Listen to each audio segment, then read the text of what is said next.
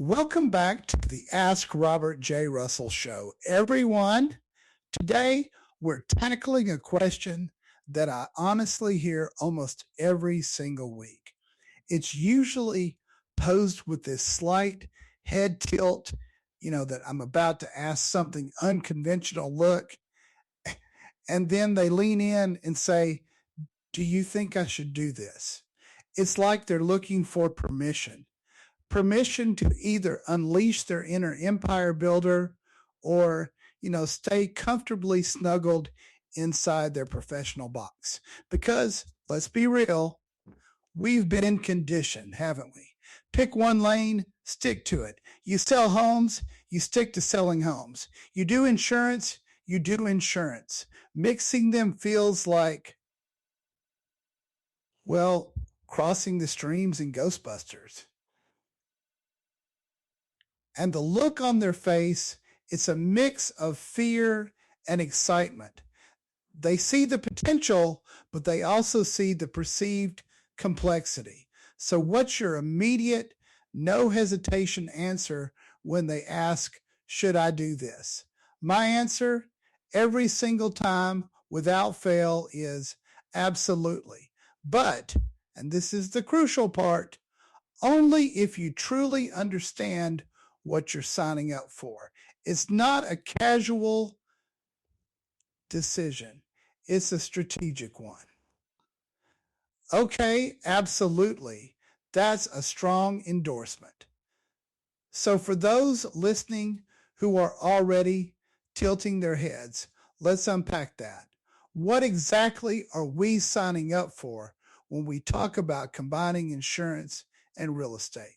Because, as you said, it's not just two separate gigs. And this is where most people get it twisted.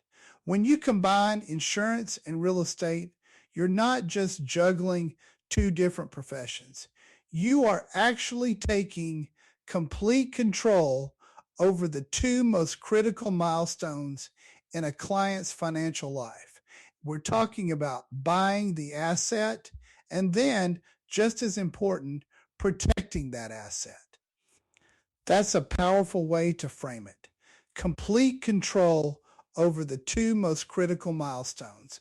I hadn't thought of it quite like that before, but it makes so much sense. So let's break down these two milestones then. What does that actually look like in practice for a client? Okay, think about it. Someone decides they want to buy a property. This isn't a pop into the store for a gallon of milk kind of purchase. It's huge, it's stressful, it's loaded with paperwork and emotion.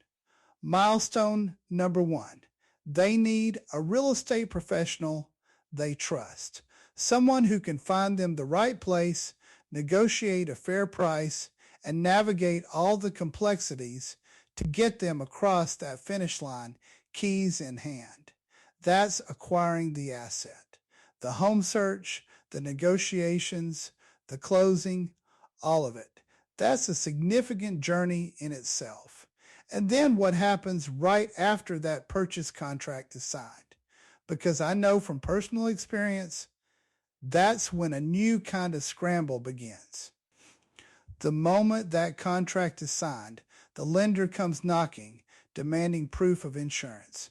Before any funds can be wired, before the deal can close, that buyer suddenly needs adequate coverage. And often they're scrambling, calling around, stressed that the deal might collapse just 48 hours before closing because they can't find the right policy. That is milestone number two, protecting the asset. Wow, I can picture it vividly, that last minute panic. And in a traditional setup, where do these two events usually happen? I imagine they're pretty disconnected, right? Completely disconnected. They happen in silos. The real estate agent finds the home, gets the contract signed, and then, frankly, washes their hands of the insurance headache.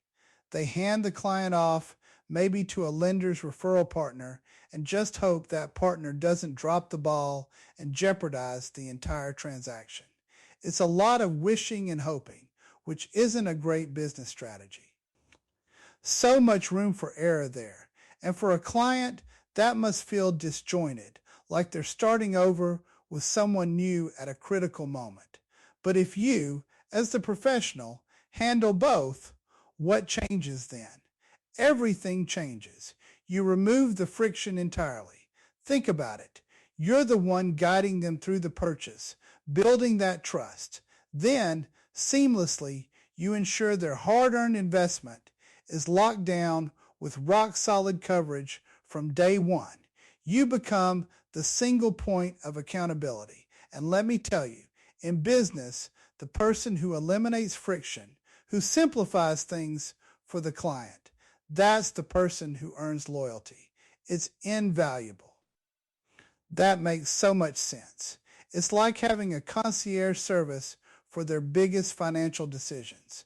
But I can hear some people thinking, okay, that sounds great, but it also sounds like a lot of work. Which brings me to what you often refer to as a big mistake people make when considering this model, treating insurance and real estate as two separate side hustles. Yes, absolutely. That's the trap. If you look at them as isolated chores, just two separate jobs bolted together, you're going to burn out. One week you're slogging through range-showing properties. The next you're buried in underwriting guidelines and policy endorsements. It feels chaotic if you approach it piecemeal, and that's why people get overwhelmed and quit. It sounds like a recipe for exhaustion. So if it's not two side hustles, what is it? How should we be thinking about this combination? You have to treat it as an integrated ecosystem. It's a flywheel, not two separate wheels spinning in different directions. And once you understand how that flywheel spins, everything clicks into place. It becomes a symbiotic relationship where each part naturally feeds the other. An integrated ecosystem. I like that. So let's get into the mechanics of this flywheel. How does it actually work in practice? Give us a concrete example of how real estate transactions feed insurance and vice versa. Okay, so the most obvious direct benefit.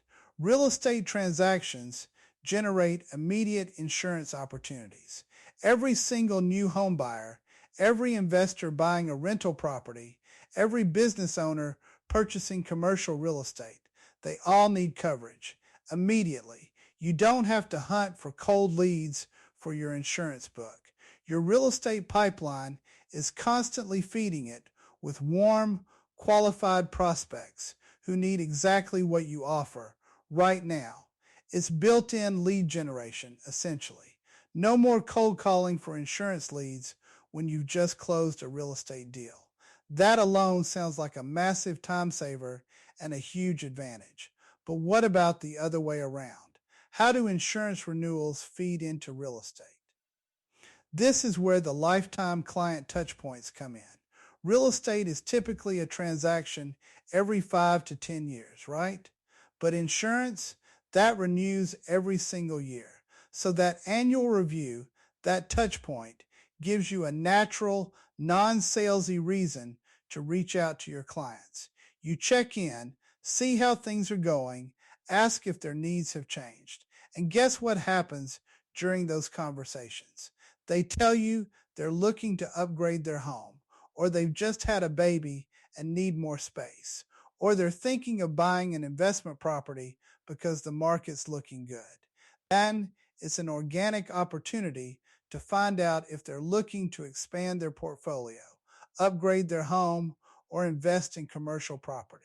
You're already their trusted advisor for protection.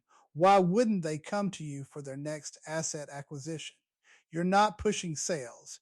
You're maintaining a relationship and providing solutions when they need them. That really illustrates the ecosystem concept. It's constantly cycling, constantly creating opportunities. And it must create a kind of stability too that individual businesses don't have, right? This is a huge benefit. Real estate markets have their ups and downs, right? They're cyclical. When property transactions slow down, Maybe interest rates are high or inventory is low. Your recurring insurance renewal revenue keeps the engine humming. It creates a stable, predictable income stream where others are experiencing whiplash from market fluctuations. It smooths out those peaks and valleys. Stability is something every business owner craves. It sounds like you're building a much more resilient business model. So, given all these benefits, why do you think people still hesitate? What's the core fear behind that "isn't this too complicated" question? It really boils down to that "isn't this too complicated?" And my honest answer is yes, there is complexity. You have licensing involved for both. You have to learn new regulations for insurance, maintain strict compliance, master different software platforms for each. Building a sustainable operation like this takes discipline. It's not for the faint of heart or for someone looking for a quick buck. That's a fair assessment. It's not a walk in the park, but I imagine that very complexity, that barrier to entry, could also be its biggest advantage, couldn't it? Let's be honest with ourselves. Nothing truly worth building comes easy. If your goal is to grow your enterprise, to take your business to the next level, you cannot shy away from things that require extra brain power or a bit of effort. The very fact that this combination intimidates some people, that they see it as too complicated, that is your greatest competitive advantage. So the effort involved becomes your moat, your differentiator. Precisely. Most real estate agents won't put in the effort to learn insurance, and most insurance producers won't bother learning real estate negotiation and transaction management. When you master both, you stand out dramatically in a crowded market. You stop looking like just a transactional salesperson who's just trying to close a deal, and you start looking like a trusted advisor who truly understands the client's entire financial picture. That shift in perception from salesperson to trusted advisor is huge.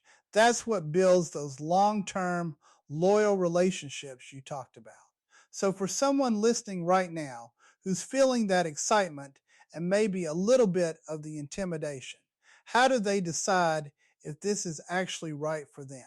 What kind of internal audit should they run? Before you jump in and sign up for licensing exams, ask yourself these three critical questions. First, do you genuinely like solving problems for clients? If your only goal is a quick commission check and moving on to the next deal, then honestly, just stay in one lane. This model is for someone who genuinely enjoys guiding people through complex financial decisions from start to finish. It's about being a comprehensive solution provider. That makes sense. It's a service-oriented mindset, not just a transaction-oriented one. Next, accompany. Can you handle systems and compliance?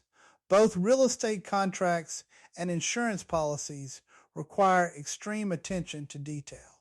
Missed deadlines, incorrect paperwork, compliance breaches, these can lead to serious headaches or even legal issues. If the idea of meticulous paperwork or intricate regulations gives you hives, you'll need to recognize that up front and plan to build an operations team very early on to support you. So either you're a detail person or you better hire one. That's a good dose of reality. And the third and probably the most important, are you playing a short game or a long game? Combining these disciplines, integrating them into an ecosystem, this is a long-term play. It's about building enduring client relationships that evolve over time. It's about compounding revenue that pays off over decades, not weeks or months. If you're looking for instant gratification, this isn't it. But if you're building an empire, a legacy, then it's absolutely the path. A long game. That resonates so much with what we talk about on this show, building something sustainable and impactful. It sounds like a truly rewarding path for the right person. So if someone has gone through those questions and they're feeling a definite yes, this is for me, what's their next step?